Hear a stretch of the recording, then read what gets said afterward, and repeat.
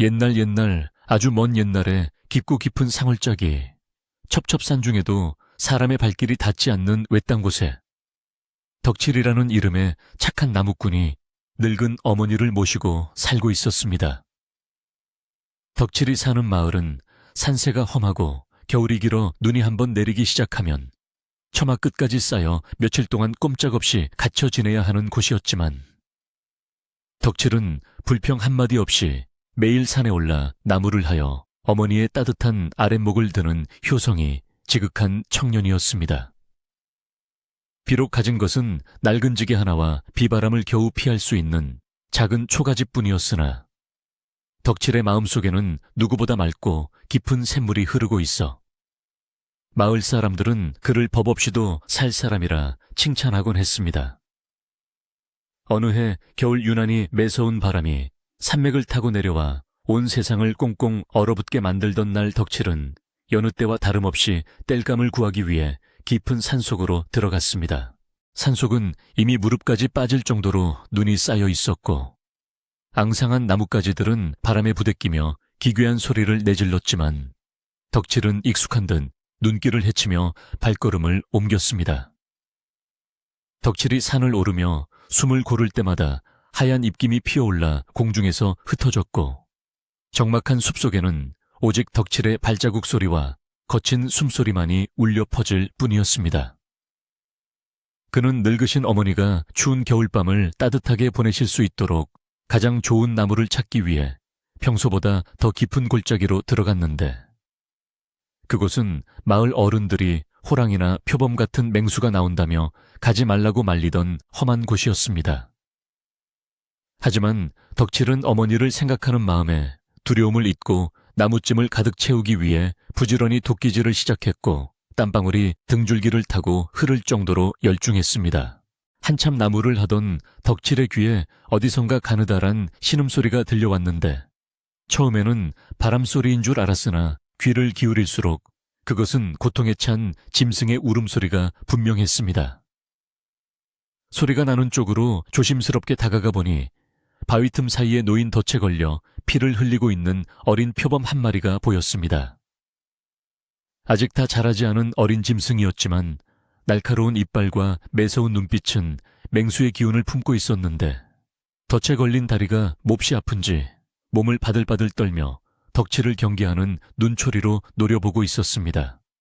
덕칠은 순간 두려운 마음이 들었으나 짐승의 애처로운 눈망울을 보자 차마 그냥 지나칠 수가 없었고 조심스럽게 다가가 내가 너를 해치려는 게 아니니 가만히 있거라 하고 나지막이 속삭이며 덫을 벌려주기 시작했습니다. 덕칠이 땀을 뻘뻘 흘리며 마침내 쇠에 덫을 벌리자 어린 표범은 잽싸게 다리를 빼내어 절뚝거리며 숲속으로 물러났는데 곧바로 도망치지 않고 잠시 멈춰서서 덕칠을 빤히 바라보았습니다. 그 눈빛은 고마움을 표시하는 듯하기도 하고 언젠가 이 은혜를 잊지 않겠다는 다짐처럼 보이기도 하여 덕칠의 가슴속에 깊은 인상을 남겼습니다. 덕칠은 멀어져가는 표범의 뒷모습을 한참 동안 바라보다가 다시 지게를 지고 산을 내려왔는데 그날 이후로 덕칠은 산에 오를 때마다 혹시 그 표범을 다시 만나지 않을까 하는 묘한 기대감을 가지게 되었습니다.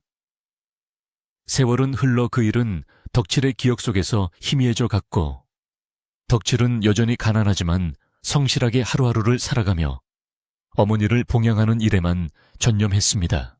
시간이 흘러 다시 겨울이 찾아왔고 그해 겨울은 10년 만에 처음이라는 큰 눈이 내려 온 산천이 하얗게 뒤덮여 길조차 분간할 수 없게 되었습니다.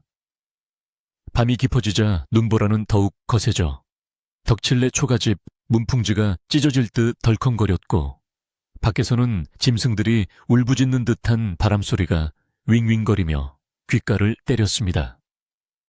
덕칠은 어머니가 주무시는 방의 아궁이에 장작을 더 넣고 문단속을 철저히 한 뒤 잠자리에 들려 했으나 밖에서 들려오는 심상치 않은 소리에 귀를 기울였습니다. 그것은 바람소리와는 다른 무언가. 묵직한 물체가 눈 위에 쓰러지는 듯한 둔탁한 소리였기에 덕칠은 불안한 마음에 등잔불을 켜들고 밖을 내다보려 했습니다. 어머니는 이 험한 날씨에 짐승이라도 내려온 것이 아니냐 며 걱정스러운 목소리로 덕칠을 말렸으나 덕칠은 누군가 길을 잃고 쓰러진 것일지도 모른다는 생각에 조심스럽게 방문을 열고 마당으로 나갔습니다. 문을 열자마자 차가운 눈보라가 얼굴을 때려 눈을 뜨기조차 힘들었지만 덕칠은 희미한 등불에 의지해 마당 한가운데를 비추어 보았습니다. 놀랍게도 그곳에는 눈이 수북하게 쌓인 마당 한 구석에 사람의 형상을 한 검은 물체가 쓰러져 있었는데 가까이 다가가 보니 덩치가 산만한 낯선 청년이 의식을 잃은 채 눈 속에 파묻혀 있었습니다. 덕칠은 황급히 청년의 몸을 흔들어 깨워보았으나 그는 이미 몸이 얼음장처럼 차가워져 꼼짝도 하지 않았습니다. 덕칠은 이대로 두었다가는 청년이 얼어 죽을 것이 분명하다 생각하여 전 먹던 힘까지 다해 청년을 업어 방 안으로 옮기기 시작했습니다. 청년은 보기보다 훨씬 무거워 마치 바위를 업은 듯 했으나 덕칠은 이를 악물고 그를 따뜻한 아랫목으로 눕혔습니다. 방 안에 온기가 전해지자 청년의 창백했던 얼굴에 조금씩 핏기가 돌기 시작했고 덕칠은 젖은 옷을 벗기고 마른 옷으로 갈아입힌 뒤 꽁꽁 언 손발을 주물러 녹여주었습니다. 어머니 또한 놀란 가슴을 쓸어내리며 부엌으로 나가 서둘러 미음을 끓여왔고 모자는 정성을 다해 낯선 손님을 간호하며 밤을 지새웠습니다. 덕칠은 청년의 얼굴을 자세히 들여다보다가 그의 눈매가 예사롭지 않게 날카롭고 턱선이 강인하여 마치 산속의 맹수와 닮았다는 생각을 잠시 했습니다. 다음 날 아침 눈보라가 멈추고 햇살이 문틈으로 스며들 즈음 깊은 잠에 빠져있던 청년이 마침내 눈을 떴습니다. 그가 눈을 뜨자 방 안에는 마치 푸른 불꽃이 튀는 듯한 강렬한 기운이 감돌았고 덕칠은 저도 모르게 뒷걸음질을 칠 뻔했으나 청년은 이내 온화한 표정으로 바뀌었습니다. 청년은 자리에서 일어나 덕칠과 어머니에게 정중하게 고개를 숙이며 죽을 뻔한 목숨을 구해주셔서 감사합니다 라고 굵고 낮은 목소리로 인사를 건넸습니다. 덕칠이 이름을 묻자 청년은 잠시 망설이는 듯하더니 산에서 내려왔다는 뜻인지 아니면 다른 깊은 사연이 있는 것인지 그저 짧게 산이라고만 불러달라고 대답했습니다. 산이의 목소리는 동굴 속에서 울려 나오는 듯 깊고 웅장하여 듣는 사람으로 하여금 저절로 귀를 기울이게 만드는 힘이 있었습니다. 산이는 몸이 완전히 회복되지 않았음에도 불구하고 덕칠이 말릴 새도 없이 마당으로 나가 쌓인 눈을 치우고 장작을 패기 시작했습니다. 놀랍게도 산이가 도끼를 한번 휘두를 때마다 굵은 통나무가 두부 썰리듯 쩍쩍 갈라져 나갔고 보통 사람이라면 반나절은 걸릴 일을 순식간에 해치우는 괴력을 보여주었습니다. 덕칠은 그 모습을 보고 입을 다물지 못하며 도대체 어디서 그런 힘이 나오느냐고 물었으나 산이는 그저 빙그레 웃으며 밥심으로 하는 것이지요 하고 너스레를 떨 뿐이었습니다. 덕칠의 어머니는 그런 산이가 듬직하고 기특하여 마치 친아들처럼 여기며 아껴주었고 산이 또한 어머니를 극진히 모시며 집안의 꾸준 일을 도맡아 했습니다. 덕칠네 집은 산이가 들어온 후로 활기가 넘치기 시작했는데 산이는 사냥 실력 또한 뛰어나 빈손으로 산에 올라가도 토끼나 꿩 같은 산짐승을 잡아오곤 했습니다. 덕분에 가난했던 덕칠네 밥상에는 고기 반찬이 오르는 날이 많아졌고 어머니의 얼굴에도 예전보다 훨씬 더 자주 웃음꽃이 피어났습니다. 덕칠은 산이와 함께 지내면서 그가 단순한 나그네가 아님을 직감적으로 느꼈는데 산이는 밤이 되면 잠을 자지 않고 마당에 나가 멍하니 먼 산을 바라보곤 했기 때문입니다.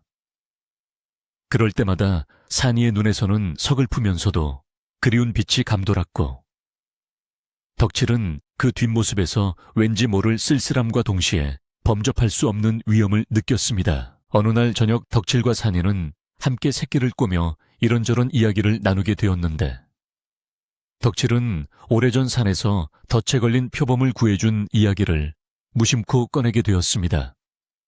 덕칠이 그때 그 어린 짐승이 무사히 살아서 제 몫을 하고 있는지 가끔 궁금하다고 말하자 묵묵히 듣고 있던 산이의 손길이 잠시 멈칫했습니다.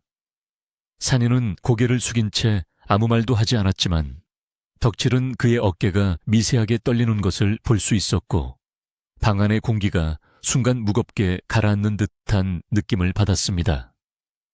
잠시 후 산이는 고개를 들고 덕칠을 바라보며 분명 그 짐승도 은혜를 잊지 않고 어딘가에서 형님을 위해 기도하고 있을 것입니다. 라고 진지하게 말했고 그 눈빛이 너무나 깊고 말과 덕칠은 가슴이 뭉클해졌습니다. 겨울이 깊어갈수록 마을에는 흉흉한 소문이 돌기 시작했는데 밤마다 산에서 내려온 짐승들이 가축을 물어간다는 이야기가 들려왔습니다. 마을 사람들은 산신령이 노했다거나 호랑이가 내려왔다며 두려움에 떨었고 해가 지면 아무도 밖에 나오려 하지 않았습니다. 하지만 이상하게도 덕칠네 집 주변에는 짐승의 발자국조차 얼씬하지 않았고 오히려 덕칠네 집을 중심으로 보이지 않는 기운이 감싸고 있는 듯 평온하기만 했습니다. 덕칠은 이것이 모두 산이 덕분이라 생각하며 그에게 고마움을 느꼈지만 산이는 그저 운이 좋을 뿐입니다 라며 겸손해했습니다. 마을 사람들은 낯선 청년이 덕칠네 집에 머물고 있다는 소식을 듣고 호기심을 가졌으나 산이의 덩치와 범상치 않은 외모를 보고는 섣불리 말을 걸지 못했습니다. 그러던 어느 날 마을에서 가장 부유하고 욕심이 많기로 소문난 최 부자가 하인들을 이끌고 덕칠네 집을 찾아왔습니다. 최 부자는 평소에도 덕칠네 집터가 명당이라며 탐을 내던 자였는데 덕칠이 가난한 주제에 낯선 장정까지 데리고 산다는 소문을 듣고 꼬투리를 잡으러 온 것이었습니다. 최 부자는 마당에 들어서자마자 거드름을 피우며 내 이놈 덕칠아 근본도 모르는 놈을 집안에 들여 마을의 물을 흐리느냐며 호통을 쳤습니다. 덕칠은 황급히 밖으로 나가 최 부자에게 머리를 조아리며 갈 곳 없는 불쌍한 사람이니 너그럽게 봐주십시오 라고 사정했으나 최 부자는 콧방귀를 뀌며 산이를 위아래로 훑어보았습니다. 최 부자는 산이의 건장한 체격을 보고 잠시 주춤했으나 이내 하인들을 믿고 기세등등하게 당장 이놈을 내쫓지 않으면 관에 고발하여 내 놈까지 곤장을 맞게 하겠다며 으름장을 놓았습니다. 그때 방 안에 있던 산이가 문을 열고 천천히 걸어 나왔는데 그가 발을 내디딜 때마다 눈 덮인 마당이 쿵쿵 울리는 듯 했습니다. 산이는 아무 말 없이 최 부자를 쏘아보았는데 그 눈빛이 어찌나 매섭고 서늘하던지 최 부자는 마치 맹수 앞에 선 토끼처럼 오금이 저려 뒷걸음질을 쳤습니다. 하인들 또한 산이의 기세에 눌려 감히 나서지 못하고 쭈뼛거렸는데 산이는 낮지만 단호한 목소리로 이곳은 주인이 있는 집이니 함부로 행패를 부리지 마시오 라고 경고했습니다. 최 부자는 자존심이 상했지만 산이의 기에 눌려 더 이상 행패를 부리지 못하고 두고 보자 내 기필코 이 집을 뺏고 말 테다 라는 말을 남기고 황급히 도망치듯 돌아갔습니다. 덕칠은 산이 덕분에 위기를 모면했으나 최 부자가 앙심을 품고 무슨 짓을 저지를지 몰라 걱정이 태산 같았습니다. 덕칠이 한숨을 쉬며 걱정하자 산이는 덕칠의 손을 잡으며 형님 걱정하지 마십시오. 진실은 산이 알고 땅이 아는 법이니 그 어떤 간사한 꾀도 통하지 않을 것입니다 라고 위로했습니다. 덕칠은 산이의 따뜻하고 굳건한 손길에서 알 수 없는 믿음을 느꼈고 불안한 마음을 조금이나마 진정시킬 수 있었습니다. 하지만 최 부자는 그날 이후로 마을 사람들에게 덕칠과 산이에 대한 나쁜 소문을 퍼뜨리기 시작했습니다. 산에서 내려온 놈이 둔갑한 여우다. 덕칠이 놈이 산적과 결탁했다는 등 터무니없는 말들을 지어내어 마을 사람들을 선동했고 사람들의 시선은 점점 차가워졌습니다. 덕칠은 마을 우물가에 물을 기르러 갔다가 수근거리는 소리를 듣고 상처를 받았지만 어머니와 산이에게는 내색하지 않고 속으로만 사겼습니다. 산이는 그런 덕칠의 마음을 아는지 모르는지 묵묵히 집안일만 했지만 밤이 되면 더욱 오랫동안 산을 바라보며 깊은 생각에 잠기곤 했습니다. 덕칠은 산이가 떠날까봐 두려운 마음도 있었지만 한편으로는 산이가 곁에 있어 주는 것만으로도 큰 의지가 되었습니다. 그러던 중 마을에 큰일이 생겼는데 최 부자의 곡간이 털리고 귀한 물건들이 사라지는 사건이 발생했습니다. 최 부자는 이것이 덕칠과 산이의 짓이라며 길길이 날뛰었고 관에 신고하여 포졸들까지 부르게 되었습니다. 마을 사람들은 불안해하며 덕칠네 집을 의심의 눈초리로 바라보았고 덕칠은 억울함의 눈물을 흘렸습니다. 하지만 산이는 조금도 당황하지 않고 침착하게 도둑이 누구인지는 곧 밝혀질 것입니다 라고 말하며 덕칠을 안심시켰습니다. 산이는 밤마다 마을을 순찰하며 도둑의 흔적을 찾기 시작했는데 그의 움직임은 바람처럼 빠르고 은밀하여 아무도 눈치채지 못했습니다. 며칠 뒤 산이는 덕칠에게 오늘 밤 진짜 도둑을 잡을 수 있을 것입니다 라고 말하며 함께 잠복을 하자고 제안했습니다. 덕칠은 반신반의하며 산이를 따라 나섰는데 그들은 최 부자의 집 담벼락 뒤에 숨어 숨을 죽이고 기다렸습니다. 밤이 깊어지자 검은 그림자가 담을 넘어 최 부자의 집으로 들어가는 것이 보였고 산이는 지금입니다 라고 외치며 번개같이 튀어나갔습니다. 덕칠도 뒤따라 달려갔는데 놀랍게도 그 도둑은 최 부자의 하인 중 한 명이었습니다. 하인은 산이에게 붙잡혀 꼼짝도 못하고 있었고 소란스러운 소리에 깬 최 부자와 마을 사람들이 몰려 나왔습니다. 모든 것이 밝혀지는 듯 했으나 최 부자는 오히려 뻔뻔하게 나오며 내 놈들이 내 하인을 협박하여 누명을 씌우는구나 라고 소리쳤습니다. 최 부자는 미리 짜놓은 각본대로 하인에게 눈짓을 했고 하인은 거짓으로 자백을 번복하며 덕칠과 산이가 시켰다고 말했습니다. 억울한 누명을 쓴 덕칠은 말문이 막혀 아무 말도 하지 못했고 상황은 더욱 꼬여만 갔습니다. 그때 산이가 앞으로 나서며 천둥 같은 목소리로 하늘이 보고 땅이 듣고 있다. 내 놈의 거짓말이 언제까지 통할 것 같으냐 라고 일갈하자 주변의 공기가 서늘해지며 나뭇가지들이 심하게 흔들렸습니다. 마을 사람들은 산이의 위험에 압도되어 숨조차 크게 쉬지 못했고 최 부자마저도 잠시 입을 다물었습니다. 산이는 최 부자를 노려보며 내일 날이 밝으면 마을 회관에서 진실을 밝히겠다.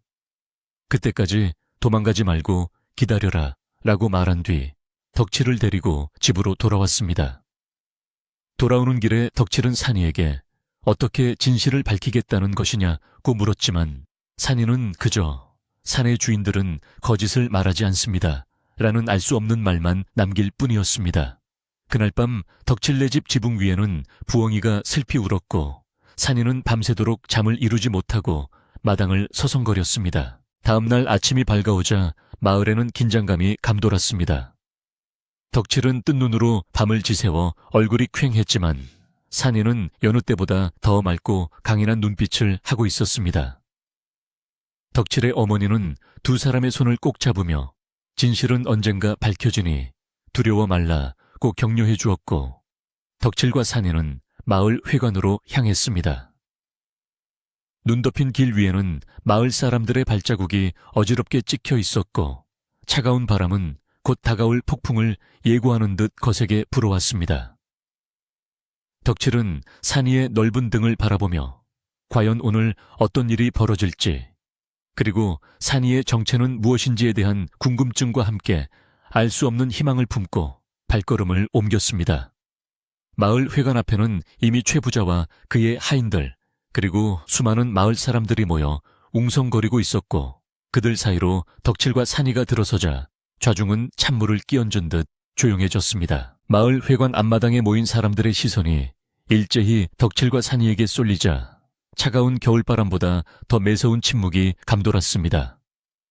최 부자는 뒷짐을 지고 거만하게 서 있었고 그의 곁에는 험상궂게 생긴 하인들이 몽둥이를 들고 위협적인 자세를 취하고 있어 마을 사람들은 감히 숨소리조차 크게 내지 못했습니다.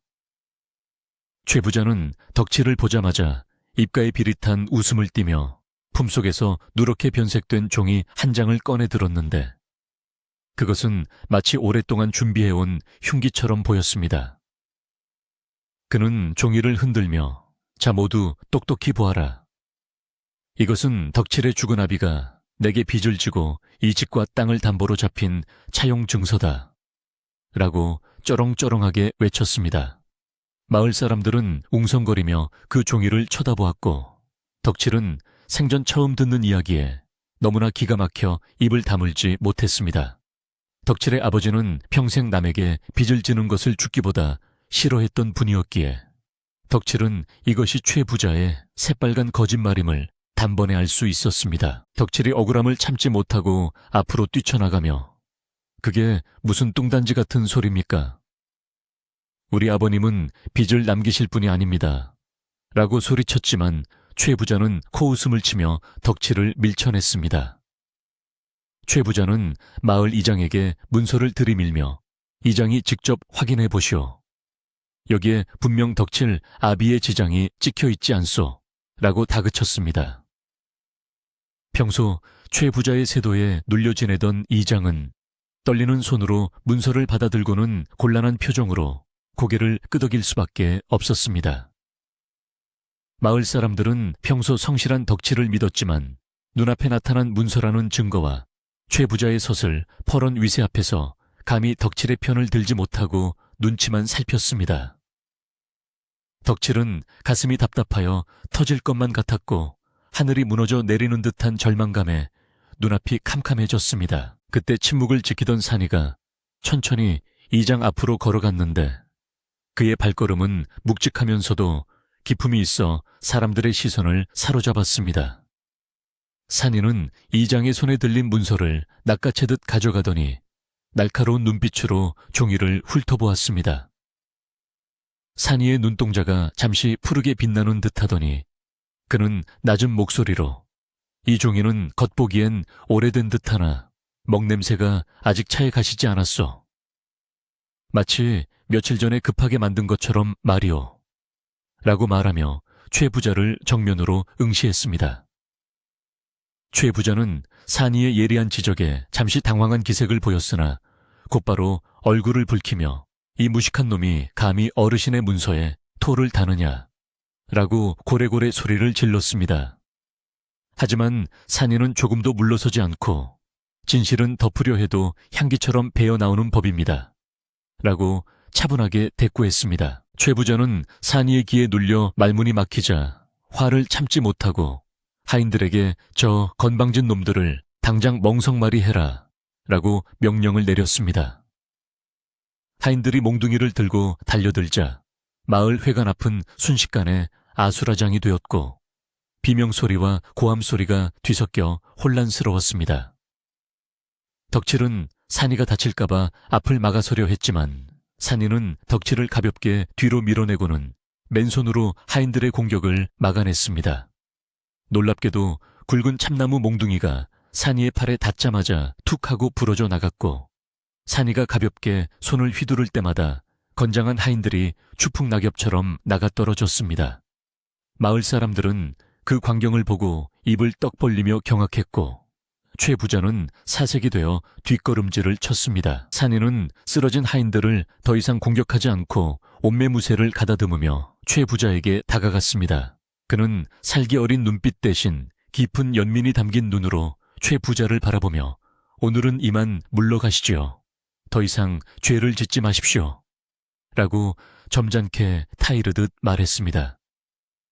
최 부자는 자존심이 상했지만 인간의 힘을 뛰어넘는 산이의 괴력에 공포를 느끼고는 두고 보자 내일 관의 정식으로 고발하여 내 놈들을 옥에 가둘 것이다. 라고 악담을 퍼부으며 도망치듯 자리를 떴습니다. 소동이 가라앉자 마을 사람들은 덕칠과 산이를 둘러싸고 수근거렸는데 그들의 눈빛에는 고마움보다는 두려움과 의심이 서려 있었습니다. 저 청년 보통 사람이 아닌 것 같아.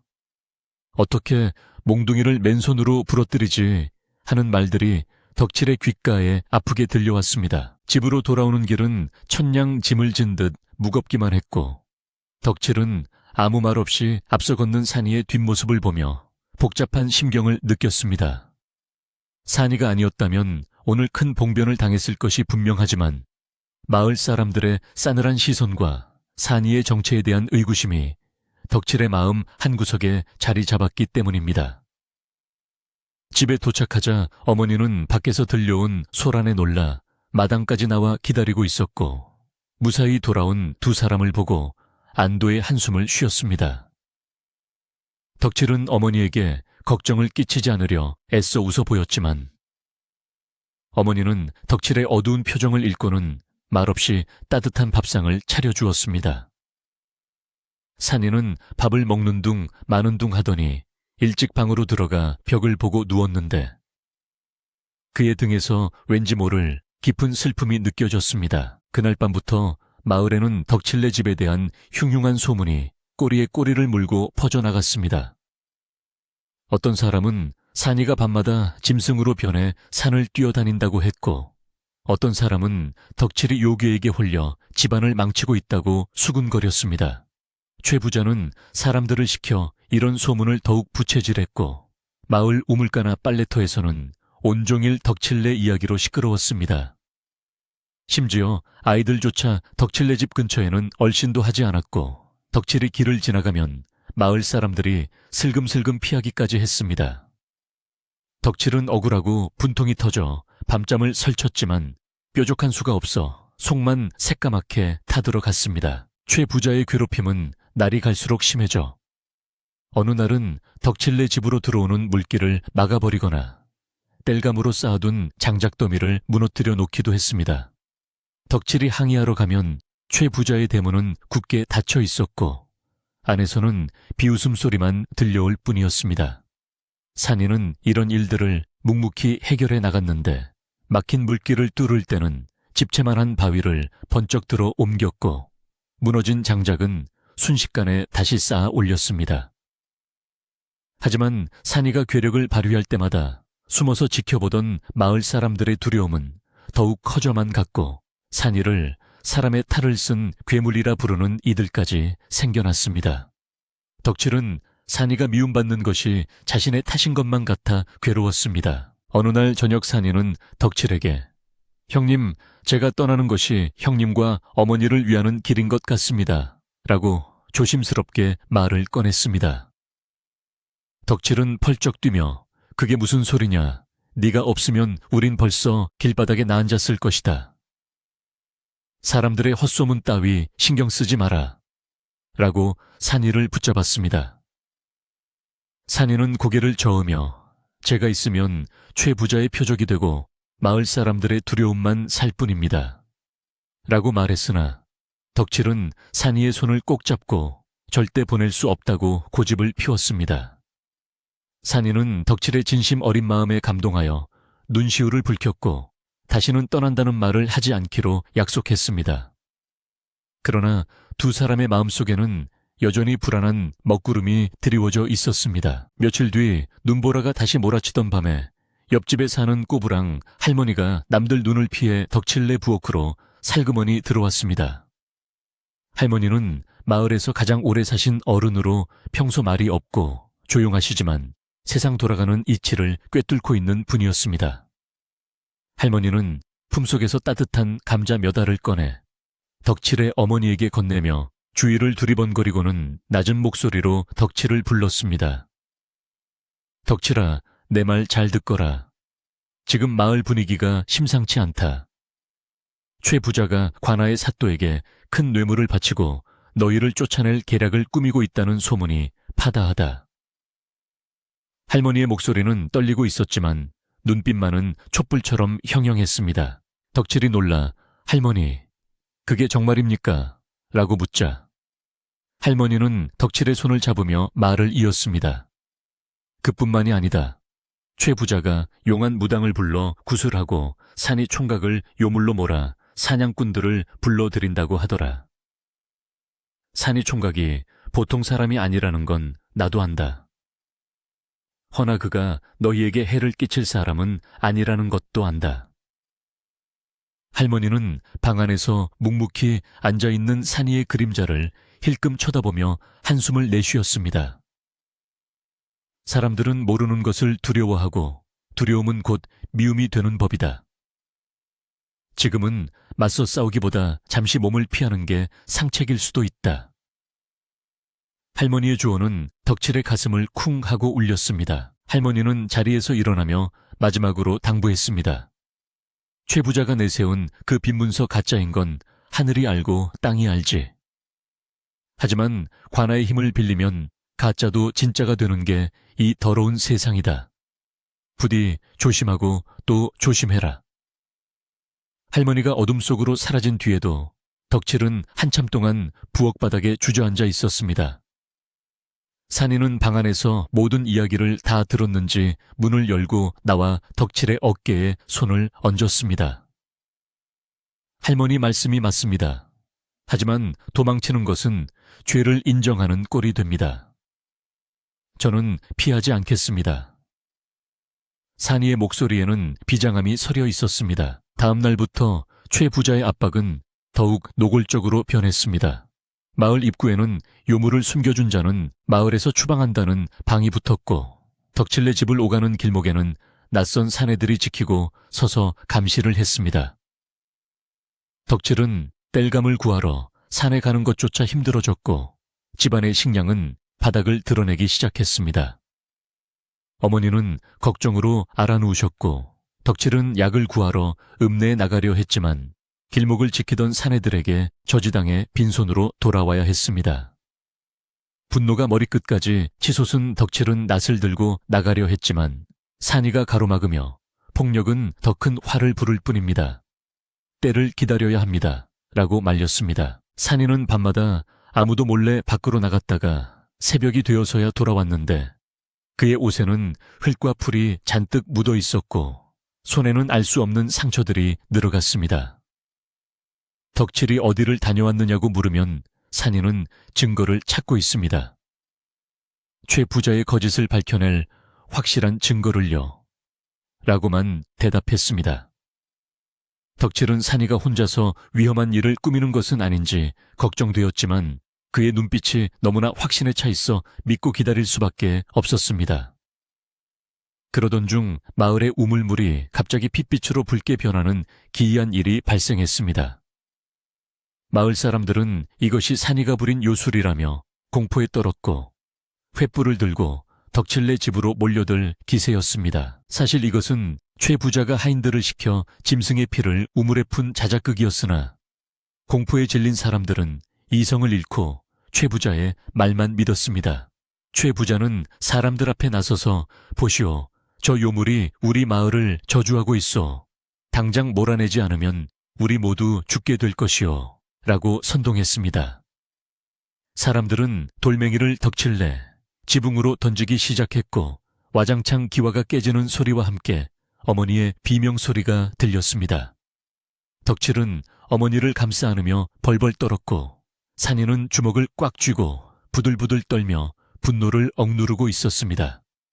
산이의 눈에서는 이제껏 보지 못한 시퍼런 안광이 뿜어져 나오고 있었고 그의 목을 떼는 짐승의 그르렁거리는 소리처럼 진동했습니다. 산이는 덕칠에게 형님 더 이상 참을 수 없습니다.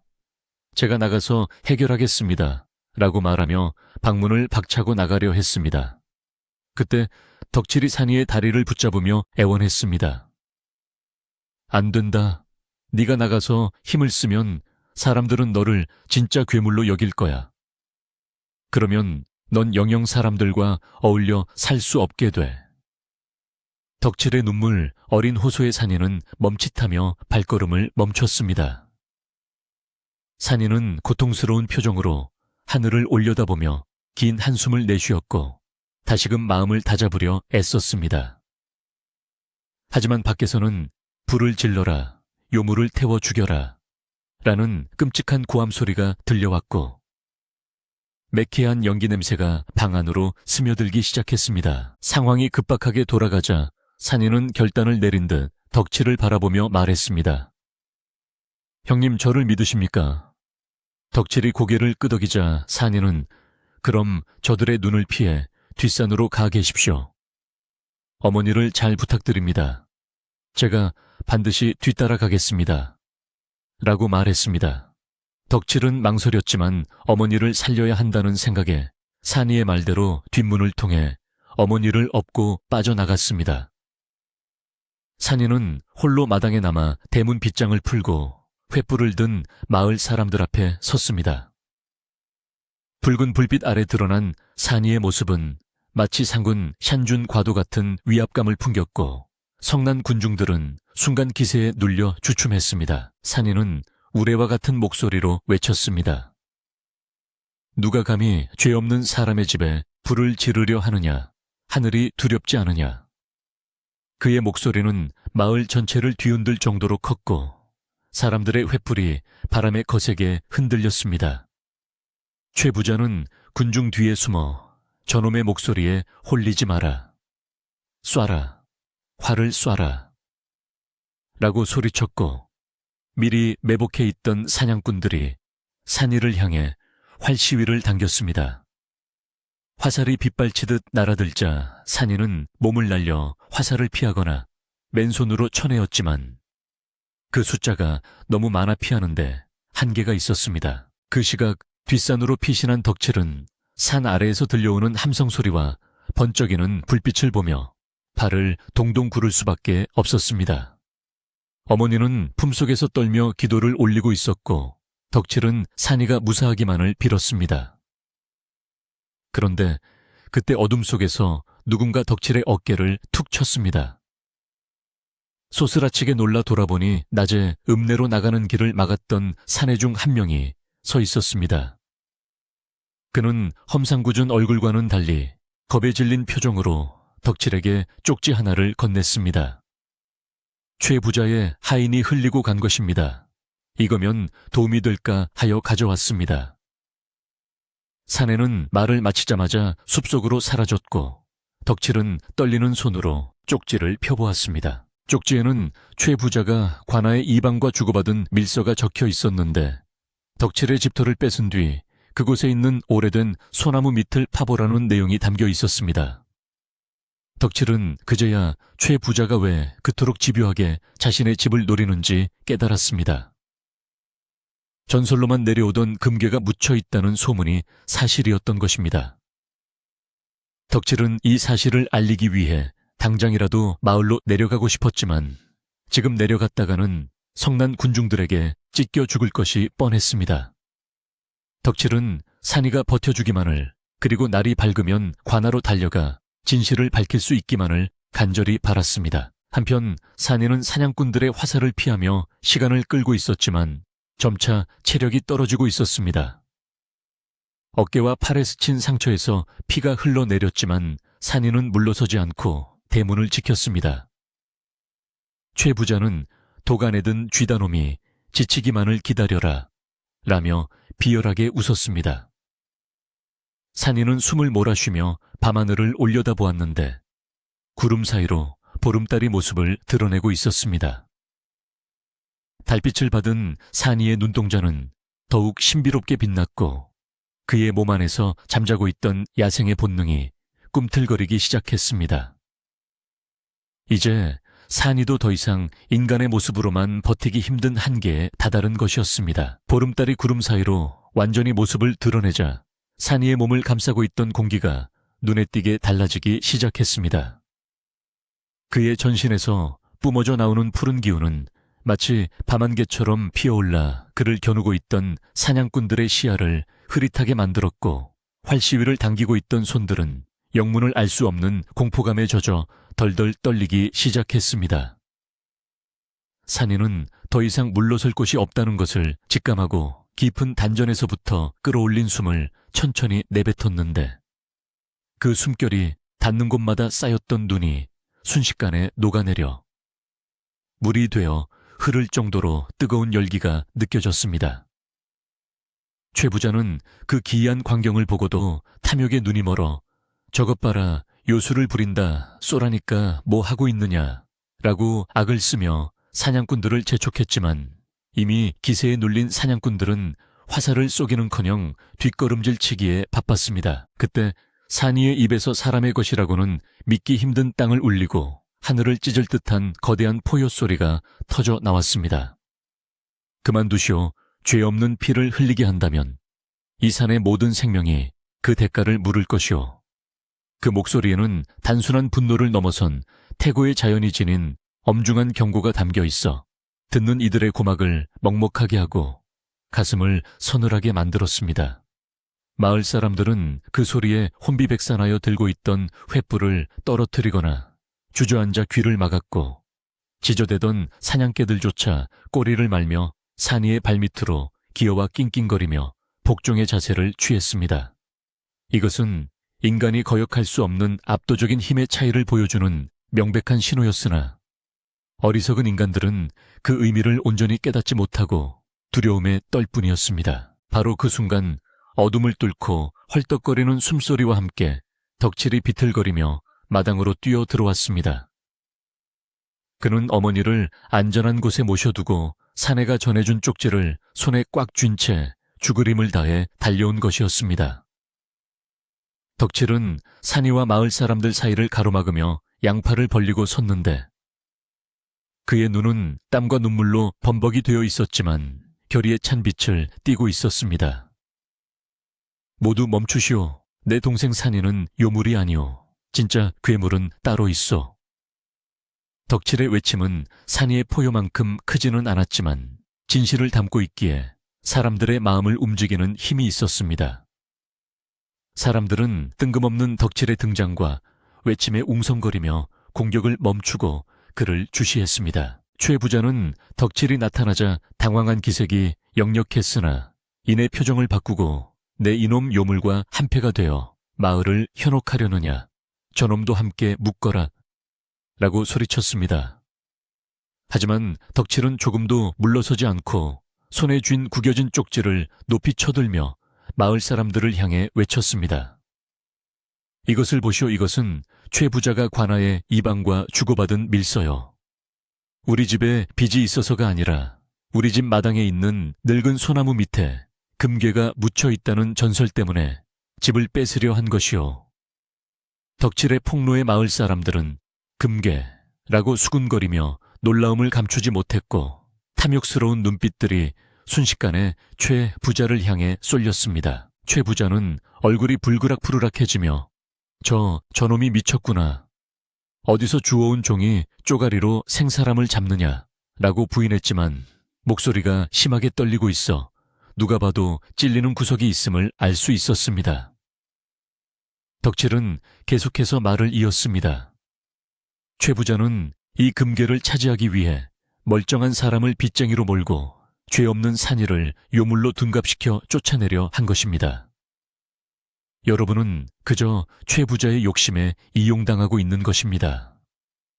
마을 사람들은 덕칠의 말이 그럴듯하다고 생각하기 시작했고 그동안 최 부자에게 당했던 서름들이 떠오르며 분위기가 반전되기 시작했습니다.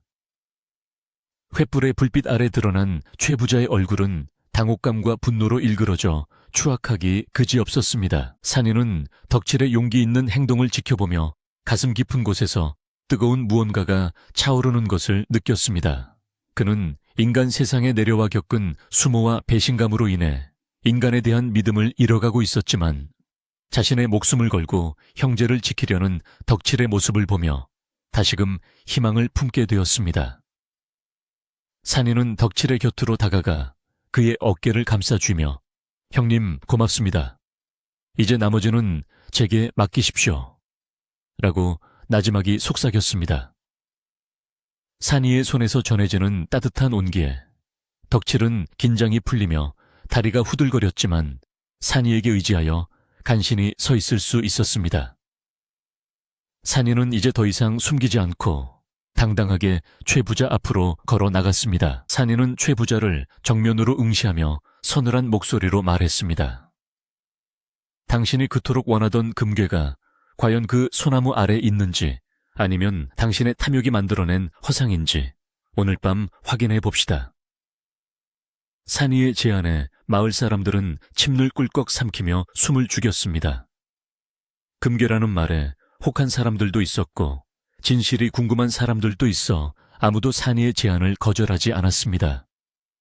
최 부자 또한 이 상황에서 발을 빼면 거짓을 인정하는 꼴이 되므로 억지로 태어난 척하며 좋다, 내 놈이 무덤을 파는구나. 만약 금괴가 없다면 내 놈과 덕칠은 내 손에 죽을 줄 알아라 라고 으름장을 놓았습니다. 마을 사람들은 횃불을 밝혀들고 마당 한가운데에 있는 늙은 소나무 주위로 모여들었습니다. 이 소나무는 덕칠네 조상 대대로 집을 지켜온 수호목으로 껍질이 거북이 등처럼 갈라지고 가지가 용처럼 뒤틀려 신령스러운 기운을 풍기는 나무였습니다. 최 부자는 하인들에게 삽과 괭이를 가져오게 하여 당장 땅을 파라고 명령했습니다.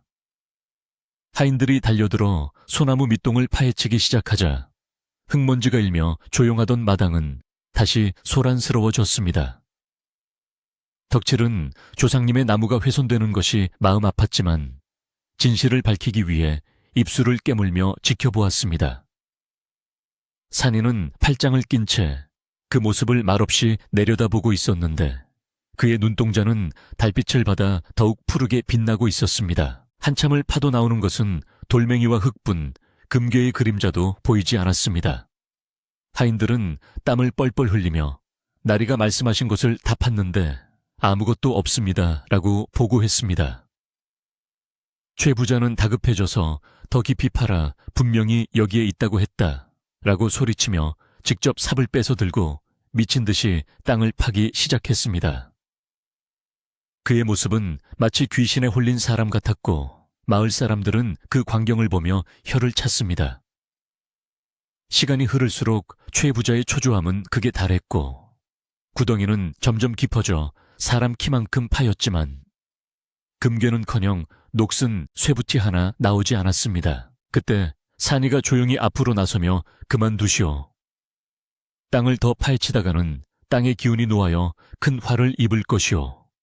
라고 경고했습니다. 하지만 최 부자는 산이의 말을 무시하고 계속해서 땅을 파다가 갑자기 삽 끝에 무언가 딱딱한 것이 걸리는 소리가 났습니다. 찾았다. 드디어 찾았다. 최 부자는 환호성을 지르며 흙을 손으로 파헤쳤지만 그곳에서 나온 것은 금괴가 아니라 오래된 짐승의 뼈였습니다. 하얗게 바랜 뼈들이 드러나자 마을 사람들은 기겁하며 뒤로 물러났고 최 부자는 믿을 수 없다는 듯 뼈를 집어 던지며 절규했습니다. 이럴 리가 없다. 내 정보가 틀릴 리가 없어. 산이는 깊게 파인 구덩이 앞에 서서 엄숙한 목소리로 말했습니다.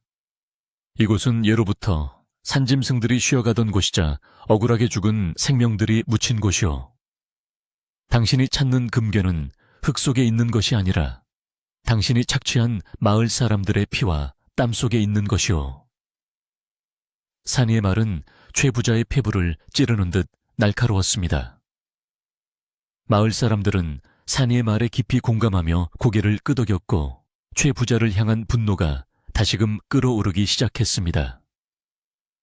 최 부자는 억울함과 분노로 몸을 떨며 내 놈이 요술을 부려 금괴를 뼈로 바꾼 것이 분명하다 라고 억지를 부렸지만 이미 사람들의 마음은 그에게서 떠난 뒤였습니다. 분위기가 험악해지자 마을에서 존경받는 노인 한 분이 나서서 중재를 했습니다. 밤이 너무 깊었으니 일단 여기서 멈춥시다.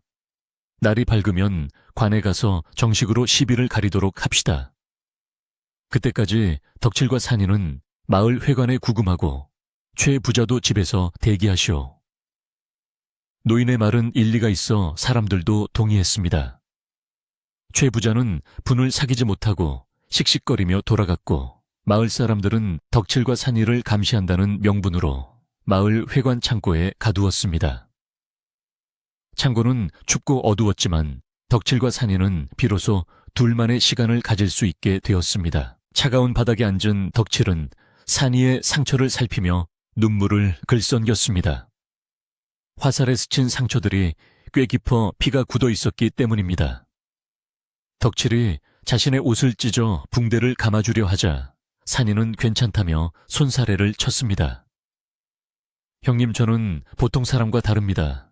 이 정도 상처는 금방 낫습니다. 산이의 말대로 피가 맺혀 있던 상처 부위에서는 희미한 연기가 피어오르더니 눈에 띄게 빠른 속도로 아물어가고 있었습니다. 덕칠은 그 모습을 보고 놀라움을 금치 못했지만 두려움보다는 신비로움을 느꼈습니다. 산아, 너는 도대체 누구냐? 아니, 무엇이냐? 덕칠의 질문에 산이는 잠시 침묵을 지켰습니다. 창고의 작은 창틈으로 들어오는 달빛이 산이의 얼굴을 비추자 산이는 결심한 듯 입을 열었습니다. 형님 기억하십니까? 오래전 눈 내리던 날 산속에서 구해주었던 어린 표범을요. 덕칠은 숨을 멈추고 산이를 바라보았습니다. 설마 네가 그 표범이란 말이냐? 산이는 고개를 끄덕이며 말을 이었습니다. 그렇습니다. 저는 그때 죽을 뻔한 목숨을 형님 덕분에 건졌고 그 은혜를 갚기 위해 100일 동안 인간이 되기를 기도하여 내려왔습니다. 하지만 인간 세상은 제가 생각했던 것보다 훨씬 복잡하고 험하군요. 산이의 고백은 담담했지만 그 속에 담긴 진심은 덕칠의 가슴을 울렸습니다. 덕칠은 산이의 손을 잡으며 뜨거운 눈물을 흘렸습니다. 미안하다 산아. 내가 너를 몰라보고 고생만 시켰구나. 짐승도 은혜를 나는데 사람이 되어 은혜를 갚으러 온 너를 지켜주지 못해 정말 미안하다. 덕칠의 진심 어린 사과에 산이의 눈가도 촉촉해졌습니다. 아닙니다, 형님. 형님은 저에게 따뜻한 밥과 잠자리를 주셨고 무엇보다 가족의 정을 느끼게 해주셨습니다. 저는 그것만으로도 충분합니다. 두 사람은 서로를 부둥켜 안고 한참을 울었습니다. 종족을 뛰어넘은 형제애가 차가운 창고 안을 따뜻하게 드고 있었습니다. 하지만 평화로운 시간도 잠시 밖에서 인기척이 들려왔습니다. 최 부자가 보낸 자객들이 창고 주변을 서성이고 있었던 것입니다.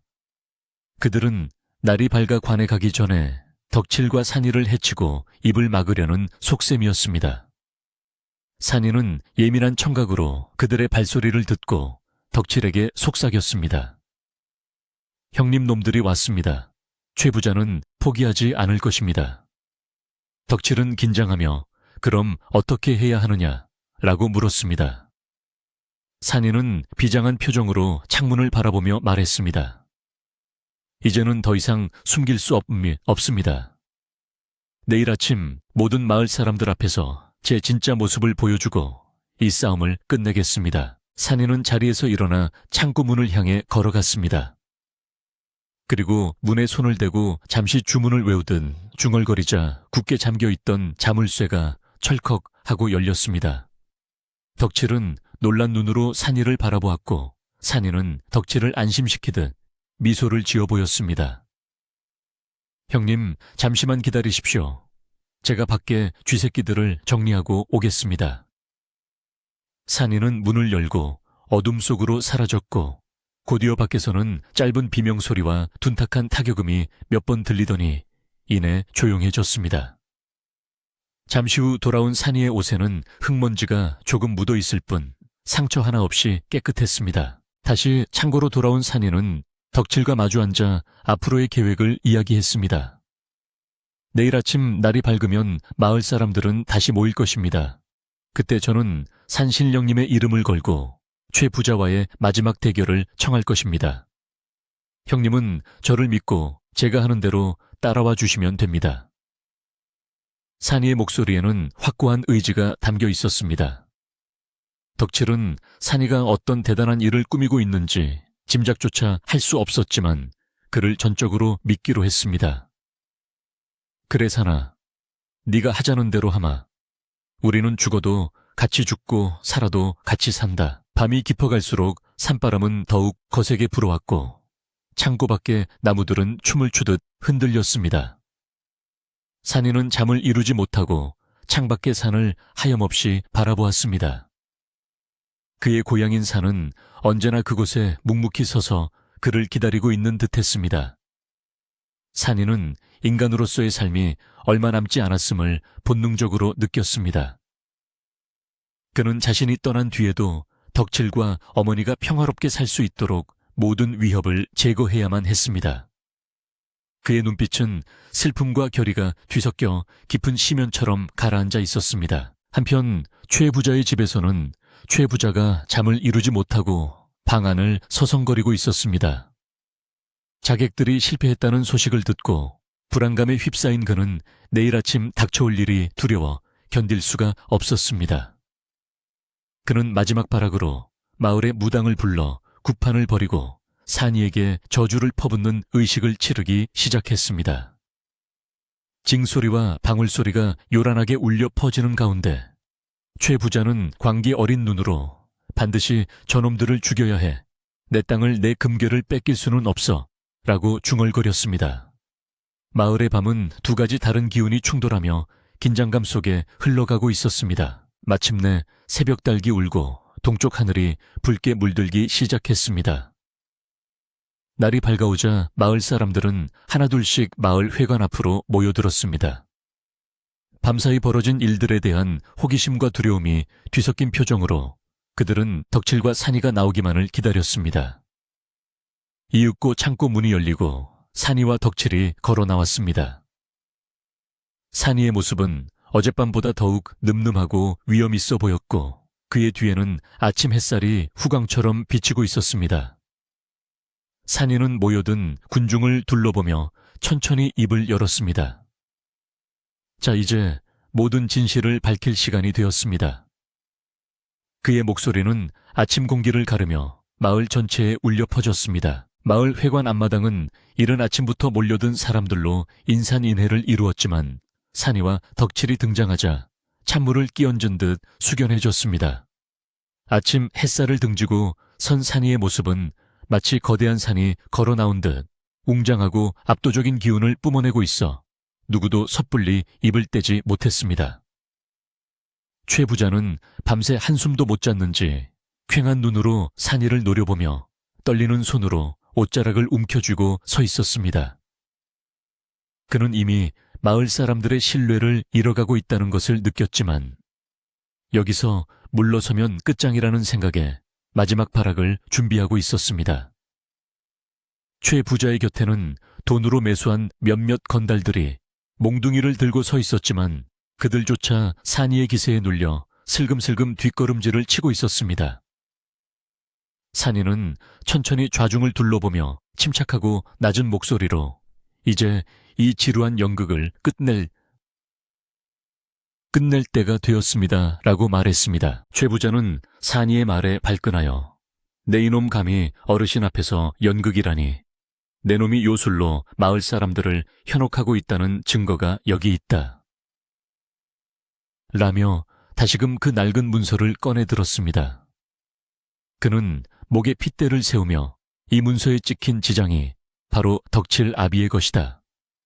관에서도 인정한 문서를 내 놈 따위가 부정하려느냐 라고 고래고래 소리를 질렀습니다. 마을 사람들은 다시 혼란에 빠져 웅성거리기 시작했고 이장 또한 곤란한 표정으로 헛기침만 해댈 뿐이었습니다. 덕칠은 분통이 터져 그것은 가짜입니다. 우리 아버지는 그를 모르셔도 도장 하나는 끔찍이 아끼시던 분입니다. 라고 외쳤으나 최 부자의 목소리에 묻혀 잘 들리지 않았습니다. 이때 산이가 최 부자 앞으로 성큼성큼 걸어가자 최 부자는 흠칫 놀라며 오지 마라. 저 요물이 나를 해치려 한다. 라고 비명을 질렀습니다. 산이는 최 부자를 해치는 대신 그 앞에 멈춰서서 싸늘한 미소를 지으며 말했습니다. 그 문서가 진짜라면 땅의 주인인 산신령님께서도 인정하셨겠지요. 하지만 이 땅은 그리 호락호락한 곳이 아닙니다. 산이는 몸을 돌려 마을 사람들을 향해 외쳤습니다. 여러분, 덕칠 형님의 집터 뒤편에 있는 오래된 바위를 기억하십니까? 그 바위 밑에는 덕칠 형님네 조상들이 집을 지을 때 묻어둔 표석이 있습니다. 만약 최 부자의 말이 사실이라면 그 표석에 적힌 글귀와 이 문서의 내용이 일치해야 할 것입니다. 마을 사람들은 고개를 끄덕이며 맞아 덕칠네 할아버지가 집을 지을 때 큰 바위를 옮겼다는 이야기를 들은 적이 있어 라고 수군거렸습니다. 이것은 산이가 짐승이었던 시절부터 산을 오르내리며 보았던 기억을 더듬어 찾아낸 결정적인 증거였습니다. 최 부자는 당황한 기색이 역력하여 무슨 뚱딴지 같은 소리냐, 땅속에 묻힌 돌덩이가 무슨 증거가 된다는 말이냐 라고 반박했지만 그의 목소리는 이미 떨리고 있었습니다. 산이는 아랑곳하지 않고 이장에게 정중히 요청했습니다. 이장님, 공정한 판결을 위해 지금 당장 그 바위 밑을 파보도록 해주십시오. 진실은 땅속에 묻혀 있어도 언젠가 빛을 보게 마련입니다. 이장은 마을 사람들의 눈치를 살피다가 더 이상 미룰 수 없다고 판단하여 청년들에게 삽과 괭이를 가져오라고 지시했습니다. 덕칠은 산이의 확신에 찬 모습을 보며 비로소 마음의 안정을 찾았고 어머니가 평소 들려주셨던 집안의 내력을 떠올리며 주먹을 불끈 쥐었습니다. 마을 사람들은 우르르 덕칠내 집 뒤편으로 몰려갔고 최 부자도 어쩔 수 없이 하인들의 부축을 받으며 뒤따라 갔습니다. 덕칠내 집 뒤편에는 이끼 낀 커다란 바위 하나가 땅에 반쯤 묻혀 있었는데 평소에는 빨래를 말리거나 장독을 올려두는 용도로 쓰이던 평범한 바위였습니다. 청년들이 달려들어 바위 주변의 흙을 파내기 시작하자 차가운 겨울 땅이 쩍쩍 갈라지며 속살을 드러냈습니다. 한참을 파내려 가자 텅 하는 둔탁한 소리와 함께 괭이 끝에 무언가 걸리는 느낌이 났습니다.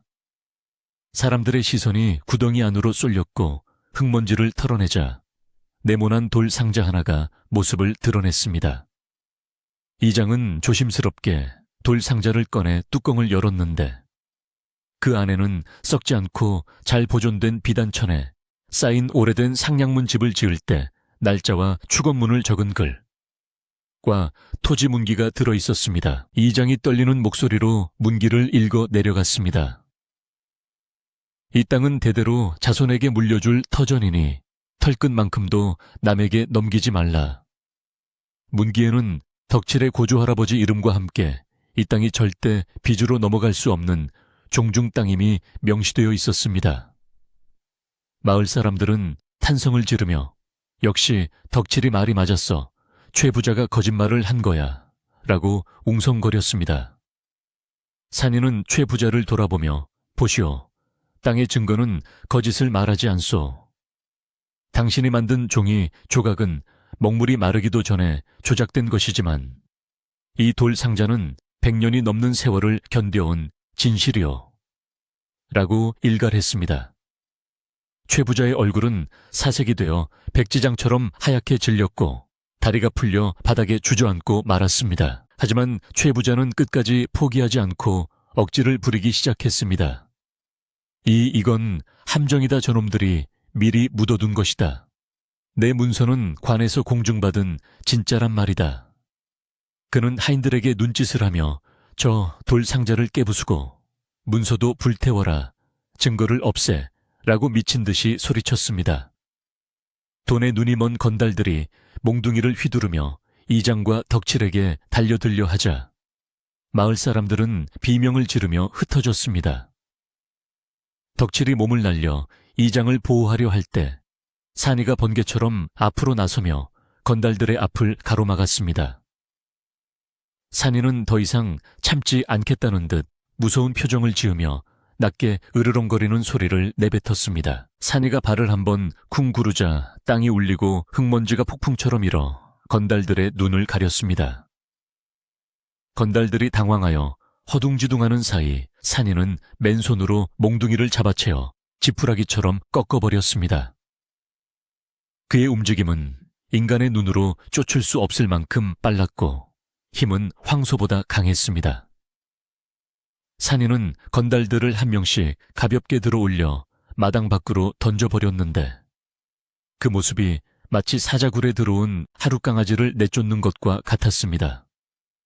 건달들은 산이의 압도적인 무력 앞에 전의를 상실하고 사람 살려를 외치며 꽁무니가 빠지게 도망쳤습니다. 순식간에 상황이 정리되자 마당에는 다시 정적이 감돌았고 오직 거친 숨을 몰아쉬는 최 부자만이 덩그러니 남게 되었습니다. 산이는 천천히 최 부자에게 다가가 그를 내려다보았습니다. 이때 산이의 등 뒤로 아침 햇살이 비치면서 바닥에 길게 그림자가 드리워졌는데, 놀랍게도 그 그림자는 사람의 형상이 아니라 거대하고 흉포한 표범의 모습을 하고 있었습니다. 최 부자는 그 그림자를 보고 기겁하며 뒷걸음질을 쳤습니다. 산이의 눈동자는 인간의 것이 아닌 맹수의 것처럼 세로로 찢어진 채 황금빛으로 번들거리고 있었습니다. 산이는 최 부자의 귀에 대고 나지막이 속삭였습니다. 내 정체를 궁금해했지. 나는 네가 그토록 찾아 헤매던 산의 주인이다. 네 더러운 욕심이 나를 이곳으로 불렀다. 최 부자는 공포에 질려 눈이 뒤집힐 지경이었습니다. 그는 산이의 눈에서 자신이 저지른 모든 죄악이 불타오르는 환영을 보았습니다. 억울하게 빼앗은 땅 굶어 죽게 만든 소장농들, 그리고 덕칠레 가족을 괴롭힌 악행들이 주마등처럼 스쳐 지나갔습니다. 최 부자는 살 살려주시오. 내가 잘못했소. 다시는 욕심부리지 않겠소. 라고 울부짖으며 산이의 바짓가랑이를 잡고 빌었습니다.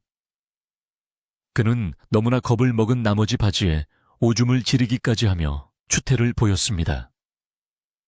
마을 사람들은 평소 거만하기 짝이 없던 최 부자의 비굴한 모습을 보고 혀를 차며 손가락질을 했습니다. 산이는 차가운 목소리로 목숨을 구걸하지 말고 네 발로 걸어 관하로 가라. 그리고 네가 저지른 모든 죄를 자백하고 죄값을 치러라. 만약 거짓을 말하거나 도망치려 한다면 산의 바람이 너를 끝까지 쫓아갈 것이다. 라고 경고했습니다. 최 부자는 고개를 끄덕이며 알겠소 알겠소. 내 당장 관하로 가서 자수하리다. 라고 맹세했습니다. 그는 네 발로 기어가듯 허둥지둥 마당을 빠져나갔고 뒤도 돌아보지 않고 마을 밖으로 도망쳤습니다. 마을 사람들은 도망치는 최 부자의 뒷모습을 보며 환호성을 질렀고 그동안 쌓였던 체증이 내려가는 듯 시원함을 느꼈습니다. 최 부자가 사라지자 마을에는 비로소 평화가 찾아왔습니다. 마을 사람들은 덕칠과 산이를 둘러싸고 그동안 오해해서 미안하다며 사과를 했습니다. 덕칠아, 우리가 못나서 너를 믿어주지 못했구나. 정말 미안하다. 산이 총각자네가 아니었으면 우리 마을은 최 부자의 소나기에서 벗어나지 못했을 걸세. 사람들은 진심으로 뉘우치며 덕칠의 손을 잡고 눈물을 흘렸습니다. 덕칠은 사람 좋은 웃음을 지으며 다 지난 일입니다. 이제라도 진실이 밝혀졌으니 다행이지요. 라고 그들을 용서했습니다. 산이 또한 굳었던 표정을 풀고 온화한 미소로 마을 사람들의 사과를 받아주었습니다. 이장은 마을 사람들을 대표하여 덕칠레 가족에게 큰절을 올리며 감사를 표했습니다. 덕칠레가 우리 마을의 명예를 지켰네. 자네 집터는 앞으로도 영원히 자네 가문의 것이 될 것일세. 이장의 선언에 모두가 박수를 치며 기뻐했습니다. 덕칠의 어머니는 방문을 열고 나와 아들과 산이를 끌어안으며 장하다 내 새끼들 정말 고생 많았다 라고 흐느꼈습니다. 덕칠은 어머니의 등을 토닥이며 위로했고 산이는 그 모습을 흐뭇하게 바라보았습니다. 마을의 공기는 더 이상 차갑지 않았고 사람들의 웃음소리가 눈 덮인 상골 마을을 따뜻하게 채웠습니다. 그날 저녁 마을 사람들은 각자 집에서 가져온 음식을 들고 덕칠레 마당으로 모여들었습니다. 떡과 과일, 나물과 고기 등 소박하지만 정성이 담긴 음식들이 평상 위에 가득 차려졌습니다. 최 부자가 물러가고 마을의 화합을 다지는 잔치가 벌어진 것입니다. 횃불이 마당을 밝게 비추고 장구 소리와 꽹과리 소리가 흥겹게 울려 퍼졌습니다. 사람들은 덩실덩실 춤을 추며 그동안의 근심 걱정을 털어버렸습니다. 덕칠은 술잔을 돌리며 이웃들과 정담을 나누었고 어머니의 얼굴에도 오랜만에 화색이 돌았습니다. 산이는 사람들 틈에 섞여 조용히 음식을 먹으며 인간들이 나누는 정칭이라는 것이 얼마나 따뜻한 것인지 다시 한번 느꼈습니다. 잔치가 무르익어 가자 마을의 최고령 할머니가 덕칠과 산이를 불러 앉혔습니다. 할머니는 덕칠의 손과 산이의 손을 포개어 잡으며 말씀하셨습니다. 형제란 피를 나눈 것만이 형제가 아니다. 어려울 때 서로를 지켜주는 마음이 진짜 형제지. 너희 둘의 우애가 하늘을 감동시키고 땅을 움직였구나. 덕칠과 산이는 서로를 바라보며 깊은 신뢰의 눈빛을 교환했습니다. 산이는 비록 인간의 몸을 빌려 잠시 머무는 것이지만 덕칠과 함께한 이 시간들이 영원히 기억될 것임을 알았습니다. 밤하늘에는 별들이 쏟아질 듯 반짝였고 마을은 그 어느 때보다 평온하고 아름다웠습니다. 하지만 산이의 마음 한구석에는 다가올 이별에 대한 아쉬움이 자리 잡고 있었습니다. 그는 자신이 인간 세상에 너무 깊이 개입했다는 것을 깨달았고 이제는 본래의 자리로 돌아가야 할 때가 다가오고 있음을 직감했습니다. 최 부자가 물러가고 마을이 안정을 찾았으니 자신의 임무는 끝난 것이나 다름없었습니다. 산이는 잔치 분위기를 깨지 않기 위해 애써 웃음을 보였지만 가끔씩 먼 산을 바라보는 그의 눈빛은 깊고 그윽했습니다. 덕칠은 그런 산이의 미묘한 변화를 눈치챘지만 지금 이 순간의 기쁨을 만끽하고 싶어 모르는 척해 주었습니다. 잔치가 끝나고 사람들이 하나둘 집으로 돌아가자 덕칠네 마당에는 다시 고요함이 찾아왔습니다. 타다 남은 모닥불만이 은은하게 타오르며 두 사람의 그림자를 길게 늘어뜨렸습니다. 덕칠과 산이는 툇마루에 나란히 앉아 밤하늘을 올려다보았습니다. 덕칠이 먼저 입을 열었습니다. 산아, 오늘 정말 고마웠다. 네가 없었다면 나는 억울하게 집을 뺏기고 쫓겨났을 거야. 산이는 고개를 저으며 형님이 저를 먼저 구해주셨기에 가능한 일이었습니다.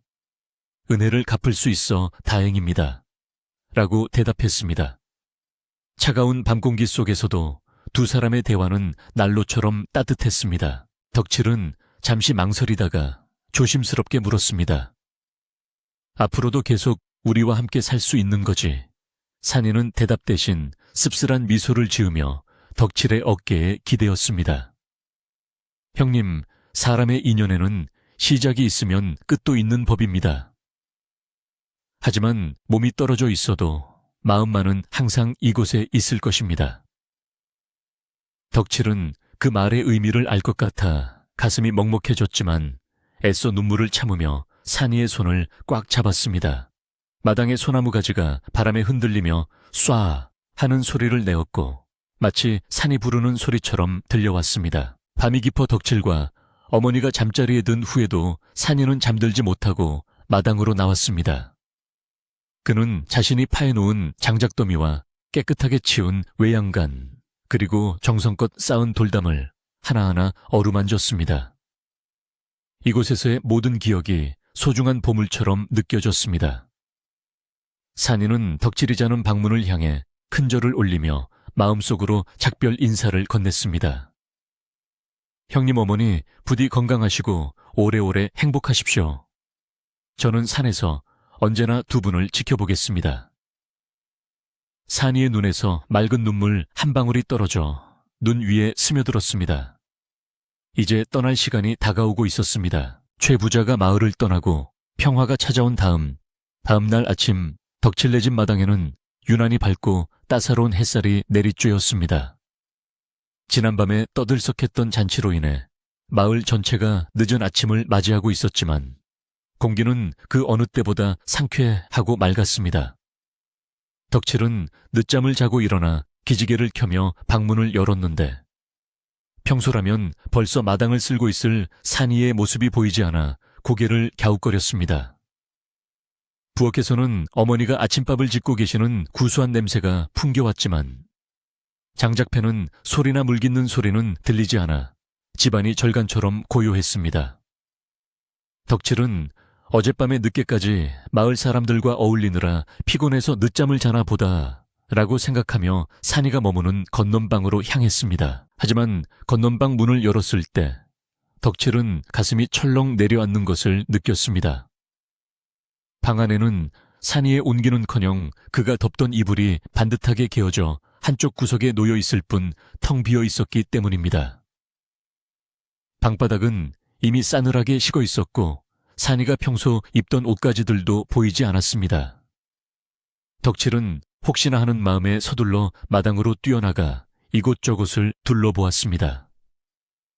마당 한쪽에는 산이가 지난밤에 미리 파해놓은 장작들이 산더미처럼 수북하게 쌓여 있었고 물동이마다 맑은 물이 찰랑거릴 정도로 가득 채워져 있었습니다.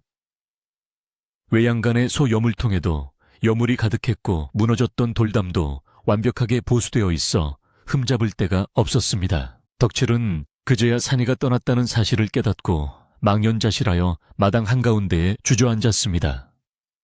이 녀석 인사도 없이 가다니 형님이 섭섭해할 줄도 모르고 덕칠의 눈시울이 붉어지며 목이 메어왔습니다. 어머니도 밥상을 차리다 말고 나오셔서 텅 빈 마당을 보시더니 말없이 혀를 차며 눈물을 훔치셨습니다. 그 녀석 정 떼기 힘들까봐 밤에 몰래 떠난 개로구나. 참으로 속 깊은 녀석이야. 어머니의 말씀에 덕칠은 벌떡 일어나 신발을 꿰어 신었습니다. 이대로 보낼 수는 없다는 생각에 산이가 갔을 만한 곳은 오직 한 군데. 바로 그들이 처음 만났던 깊은 산속뿐이라는 생각이 스쳤기 때문입니다.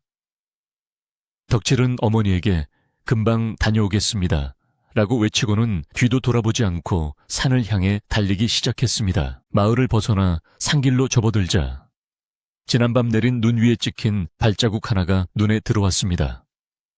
그것은 분명 산이의 신발 자국이었는데 마을 쪽에서 산 정상으로 향해 곧게 뻗어 있었습니다.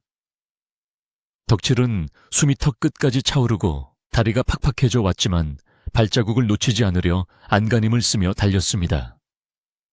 차가운 겨울바람이 얼굴을 때리고 나뭇가지가 옷자락을 잡아채도 덕칠은 멈추지 않았습니다.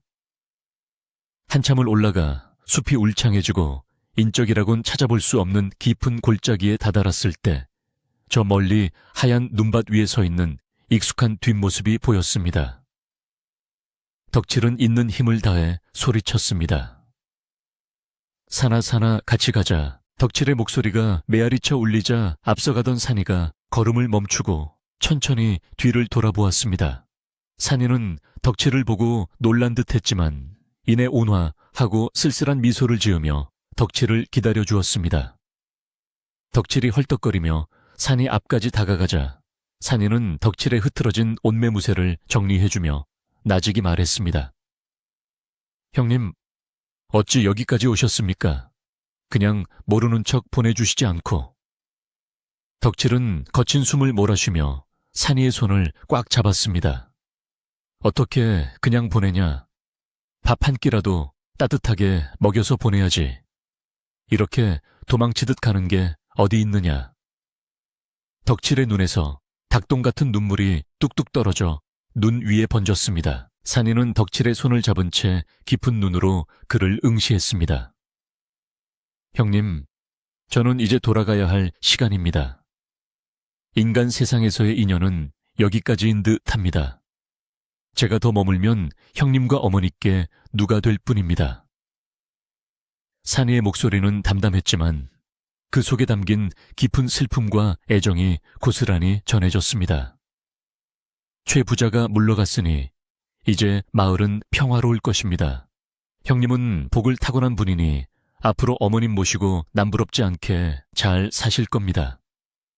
산이는 마치 유언을 남기듯 한마디 한마디 정성을 다해 덕칠에게 당부했습니다.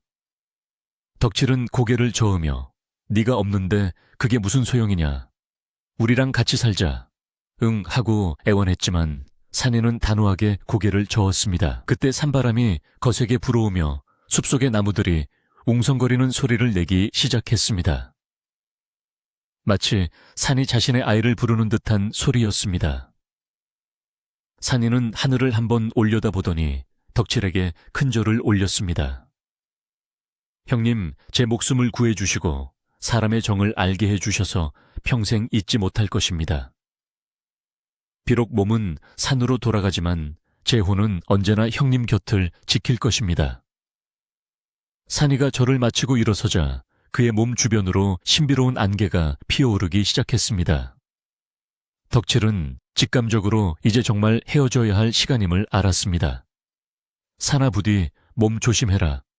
아프지 말고 배고프지 말고. 덕칠은 차마 말을 잇지 못하고 울음을 터뜨렸습니다. 산이는 덕칠을 한번 꼭 안아주고는 뒤를 돌아 숲속으로 걸어 들어갔습니다. 안개가 점점 짙어지며 산이의 모습을 감추기 시작했습니다. 덕칠은 눈물을 닦으며 멀어져 가는 산이의 뒷모습을 지켜보았습니다. 그런데 안개 속에서 걸어가던 산이의 형체가 서서히 변하기 시작했습니다. 사람의 모습이 흐릿해지더니 네 발로 걷는 거대한 짐승의 실루엣으로 바뀌어갔습니다.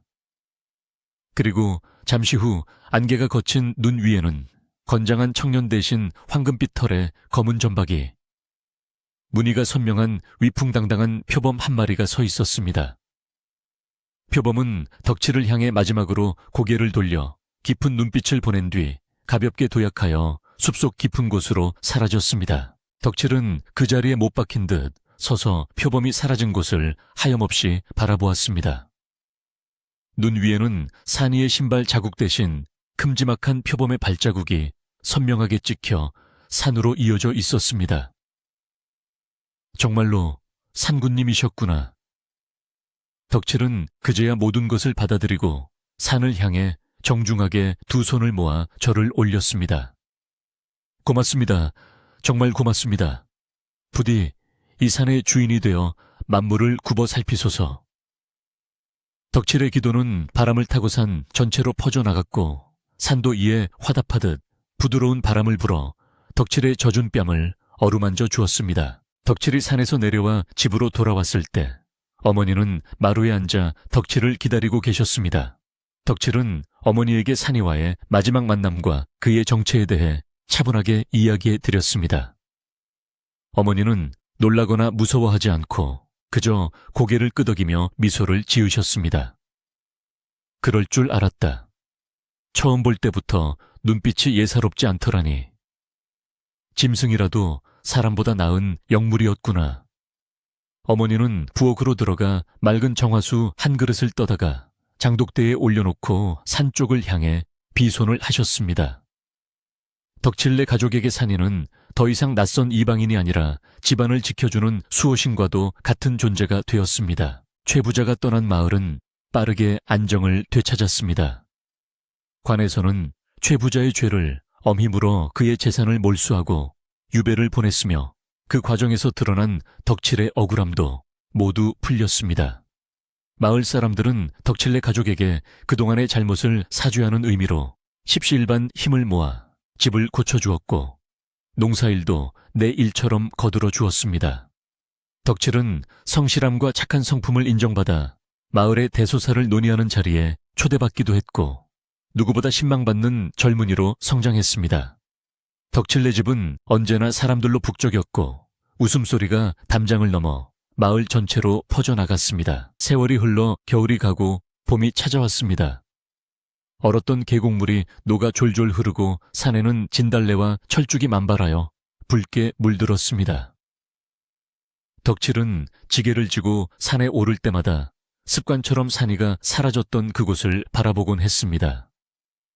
비록 산이는 다시 나타나지 않았지만 덕칠은 산에 들어서면 언제나 든든한 시선이 자신을 지켜보고 있다는 것을 느낄 수 있었습니다. 가끔 숲속에서 바스락거리는 소리가 나거나 멀리서 짐승의 울음소리가 들리면 덕칠은 걸음을 멈추고 산아 잘 지내지? 라고 마음속으로 안부를 묻곤 했습니다. 그러면 산새들이 지저귀며 대신 대답을 해주는 듯 했습니다. 어느 해 가을 마을에 큰 흉년이 들어 모두가 배를 고를 위기에 처했을 때의 일입니다. 사람들은 먹을 것을 구하기 위해 산을 헤매고 다녔지만 짐승들도 자취를 감추어 빈손으로 돌아오기 일쑤였습니다. 덕칠 또한 어머니를 위해 산을 뒤졌지만 도토리 몇 알 줍는 것이 고작이었습니다. 힘없이 집으로 돌아온 다음 날 아침 덕칠은 대문을 열고 깜짝 놀랐습니다. 마당 한가운데에 살이 통통하게 오른 멧돼지와 꿩 몇 마리가 놓여 있었기 때문입니다. 짐승의 목에는 이빨 자국이 선명했는데 그것은 맹수가 사냥하여 가져다 놓은 것이 분명했습니다. 덕칠은 단번에 산이가 다녀갔음을 알았습니다. 덕칠은 멧돼지와 꿩을 혼자 먹지 않고 마을 사람들을 불러 모아 골고루 나누어 주었습니다. 이것은 산신령님이 우리 마을을 불쌍히 여겨 내려주신 선물입니다. 덕칠의 말에 마을 사람들은 감격하여 산을 향해 절을 올렸습니다. 그날 이후로도 마을에 어려운 일이 생길 때마다 산이는 보이지 않는 곳에서 도움을 주었습니다. 홍수가 날 것 같으면 미리 물길을 터주고 전염병이 돌 때는 약초를 구해다 주기도 했습니다. 마을 사람들은 덕칠네 집 뒤에 있는 바위를 산군바위라고 부르며 매년 제사를 지내고 감사를 표했습니다.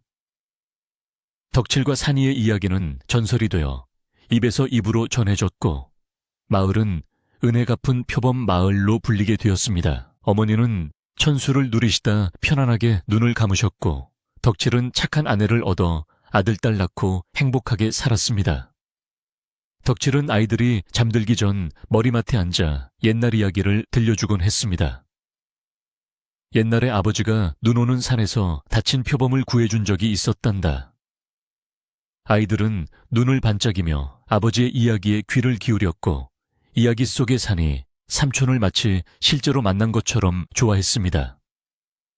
덕칠이 이야기를 마치면 밖에서는 밤바람이 창호지 문을 가볍게 두드리고 지나갔는데 그 소리가 마치 산이가 잘 자라 우리 조카들 하고 속삭이는 자장가처럼 들렸습니다. 덕칠도 나이가 들어 백발이 성성한 노인이 되었습니다.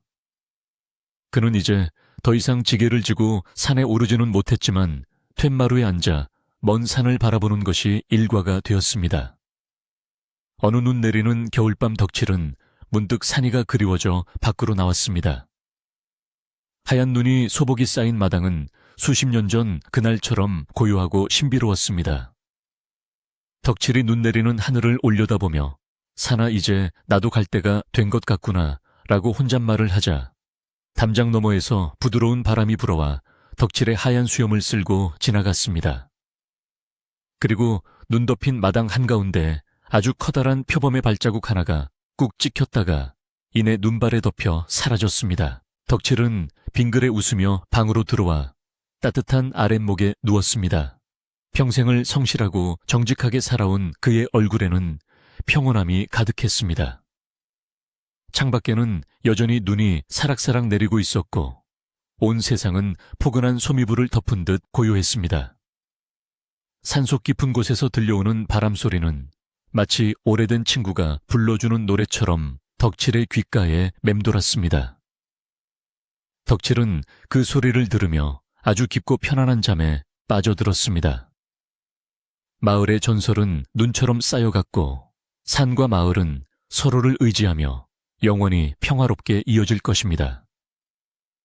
이제 밤이 깊었으니 여러분도 덕칠 노인처럼 따뜻하고 편안한 꿈 꾸시기를 바랍니다.